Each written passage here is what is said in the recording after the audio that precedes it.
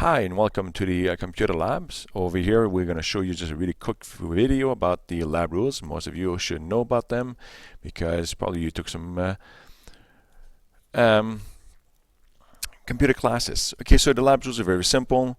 When you start into this lab, you just come on in. And because it's a computer lab, well, it's always going to be equal to make sure that you don't bring any kind of food. It's obvious because of the keys and all the electronics that's over here. So you allowed to bring some water, that's okay. But you bring water that you have a lid that you can actually close and it's not fully open. So that's the main thing. Don't bring other things that's over here outside of that. And I'm just going to keep on going. And what I'm asking of you is just very simple. It's just that I will challenge you with new skills. Some of you will have great skills. I'm pretty sure that you're going to show me a lot of stuff. But what is the main key in this lab is just that please come on in with the attitude that you're ready to work. You're ready to say, okay, I'm going to do all my best. And it's going to be hard. If it's too easy for you, good in a sense maybe, but if it's really frustrating, that's the world of computers. And hopefully by taking this class it will help you to get better and solve all the other problems that you have with computers. The other thing that we're going to ask is just that most foremost, and every time that you come into the class, is that you're going to be working and you work onto your school project first. Don't expect to come to class and say, oh, I'm going to go and check my Facebook. No, that really annoys me, that really frustrates me, that, you know, we have better things to do in life than just doing Facebook.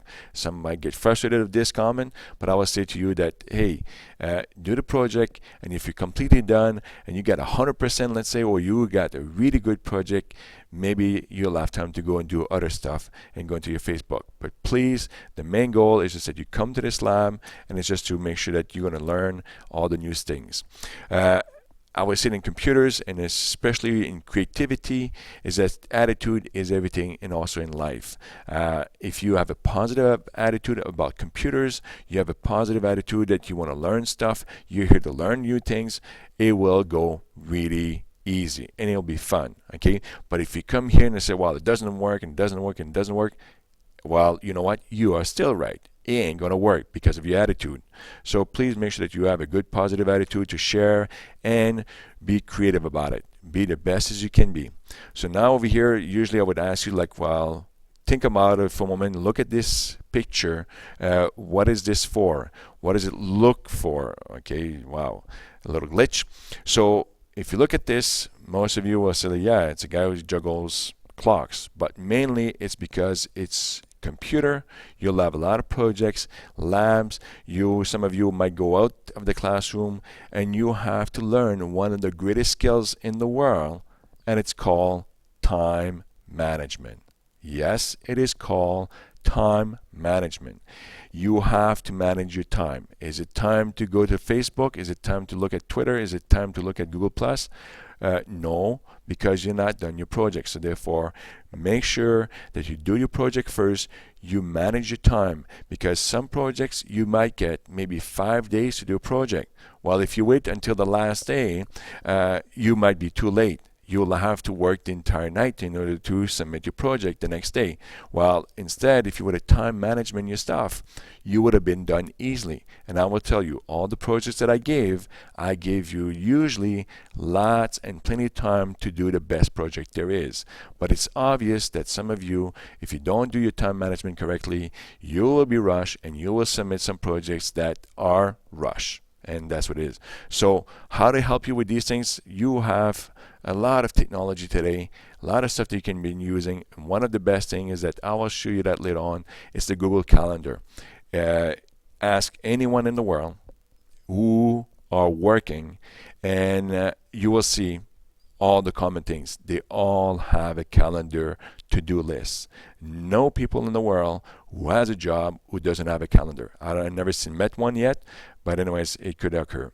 So obviously, most of you will have your smartphone. There's some calendars in there, and I'll show that to you, how to use them. You have your iPod Touch. You have also an iPad. You have the computer also that you can also put into your Google Calendar. So This is what it looks like for a calendar if you never use it. But if you ask your parents, they'll tell you, yes, I do have a calendar. Okay, and my thing revolves around this. So if you look at this one, it's also, yes, it's really important. No texting while driving, but also in this classroom, into the labs, it's also no texting while learning. I will discuss this further with you about the use of cell phone into the classroom. There is a good and positive thing about smartphones, but what we see and how it's being used, it is not the right way to be using them for most part. But some are using really good way, but we'll talk about this over here. So also, as you can see into computer labs, you can actually look at the little cartoon. You can figure that out. You are in a lab with chairs with wheels, and obviously those things will not roll like what you're seeing into the screen over here. You can scroll around your area, but don't scroll around the computer lab to go from one side to the other.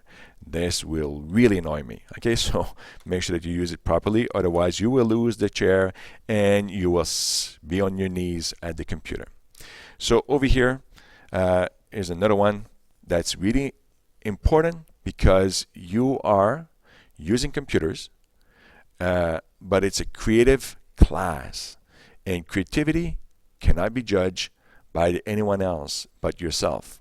So you have to respect other people's how they see your stuff. So you can read this with the teacher.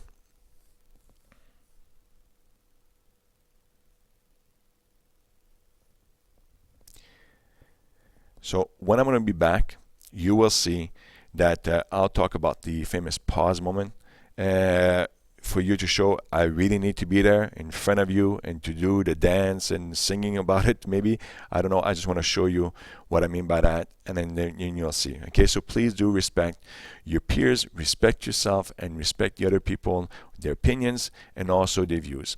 So here's another one that I show, and I say, okay, rules to live by, and I'll say, always do your best. If you do your best, you ain't going to get into trouble. You're not going to look for negative feedback. You will have a lot of free time and a lot of stuff if you do your best. And then sometimes you think you're doing your best, but maybe not. You can do better, okay? Always do what's right. So some of you will have the privilege to go outside of the classroom and walk into the hallways. Well, make sure that you do not lose that right, and make sure that you don't make the other people lose that right, okay? So always do what's right. If you think you got a red flag, it doesn't feel good, you're in the cafeteria doing something that's not supposed to be done, don't do it. Always treat others the way you would want to be treated. And that's one thing that I try to do with all my students. I will try to treat you the way that I want to be treated as a student. So if you do that, if you keep those rules, I'm pretty sure that it will be an awesome time, okay? So the other part is just that don't wait. Do it now. Do it with your best, okay? So that's about it. And rules are good, and hopefully if you do your best, it will be even better.